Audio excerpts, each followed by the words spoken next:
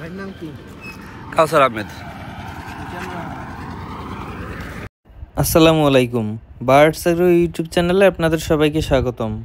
আজকে আমার খামারে অনেক দূর থেকে এক ভাই আসছেন, আমার কাস্টমার প্লাস সাবস্ক্রাইবার আগে পরে কাস্টমার হয়েছে। উনি প্রায় 80 কিলোমিটারের মতো পাড়ি দিয়ে আসছে শুধু আমার খামার দেখার জন্য। রোজা রাখছে, এতটা পথ জার্নি করছে, তবুও কোনো ক্লান্তি নাই। এসেই বলে যে ভাই আগে খামার দেখব।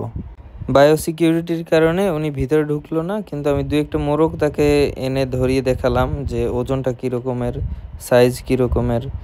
মোরগের সাইজ দেখে ওনার মুখে মোটামুটি হাসি ফুটে গেছে। আমি বললাম যে ভাই মাশাল্লাহ বলেন, আর আপনারা যারা ভিডিওটা দেখতেছেন তারাও মাশাল্লাহ বললেন। উনিও আমার মতো শৌখিন খামারি। ওনার বাসায় অল্প অল্প করে বিভিন্ন জাতের মুরগি আছে। উনি ভিডিও করে নিচ্ছিল এবং আমি সাথে সাথে মাশাল্লাহ বলতেছিলাম, যাতে পরবর্তীতে কাউকে যদি ভিডিওটা দেখায় সেক্ষেত্রে এই সাউন্ড শুনে যাতে তারা মাশাল্লাহ অন্তত বলে, বা শুনলে মনে মনে অটোমেটিক বলা হয়ে যায় আর কি। তারপর উনি বলল, ভাই তাহলে আমাকে কিছু ডিম দেন, 100-র মতো ডিম দেন, আমি আমার ইনকিউবেটর আছে ওখানে বসাবো। আপনারা যারা আমার কাছ থেকে ডিম নেন তারা অবশ্যই জানেন যে আমার মোটামুটি অনেকই অর্ডার থাকে আলহামদুলিল্লাহ, যার কারণে সিরিয়াল অনুযায়ী ডিম পাঠাতে হয় দূরে যখন পাঠাই।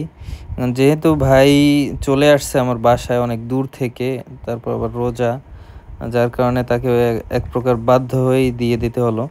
তারপর ভাই বলতেছিল যে ভাই ফাটা টাটা নেই তো? আবার বললাম ভাই না, ফাটা তো নাই।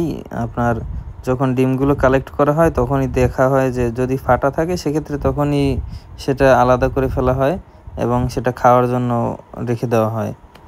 তবুও বললাম যে আপনি দেখেন, একটু চেক করে নেন, ভুল তো হতেই পারে। তারপর উনি চেক করে তার মন মতো ডিমগুলো নিল। ওনার সামনে 120টি ডিম আনছিলাম, ওখান থেকে উনি 100 পিস ডিম নিছে এবং 20 পিস ডিম এখানে অবশিষ্ট রয়েছে। আলহামদুলিল্লাহ কোনো ডিমে কোনো প্রবলেম নাই। উনি মানে তার বাছাই লাগে নাই, প্রথমে কিছু ডিম বাছার পর বললো যে না ঠিক আছে আলহামদুলিল্লাহ।